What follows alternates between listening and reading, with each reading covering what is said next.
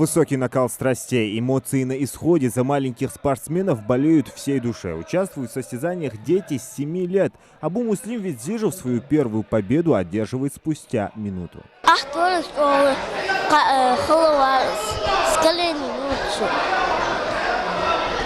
Малоприем яхкарацин.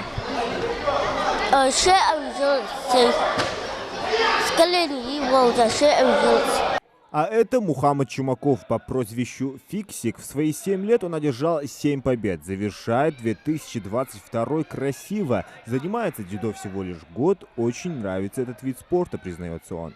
Первый выше меня, другой почти как я. С ним было легче, да, соревноваться? Да. А с другим в первом чуть-чуть тяжело, а с другим нет.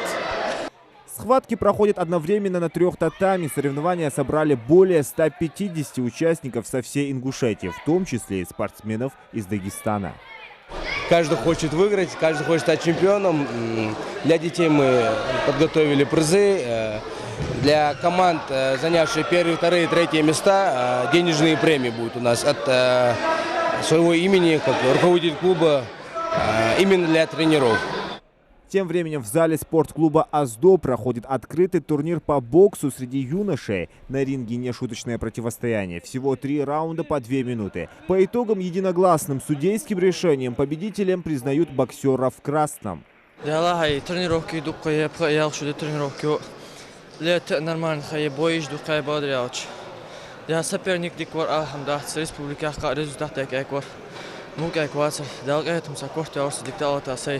Тренер садан задание дикадя дал это Большие надежды тренера возлагают и на Ахмеда Матиева. 10-летний мальчик сегодня одержал очередную победу.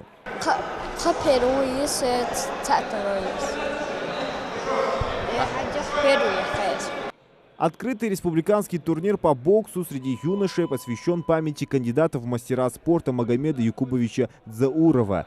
У нас где-то участвует около 90 боксеров со всего нашего края.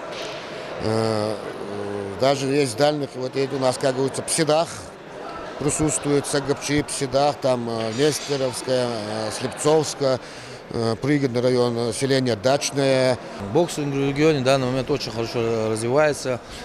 Сейчас масштабно ребята проводят вот такие различные турниры по всей республике. Также в Троицком, в Назранском районе, в Назране. По итогам состязаний самые лучшие получат кубки, медали и дипломы. Организаторы намерены сделать турнир ежегодным. Зелимхан Калоев, Мухаммад Белакиев, Новости 24.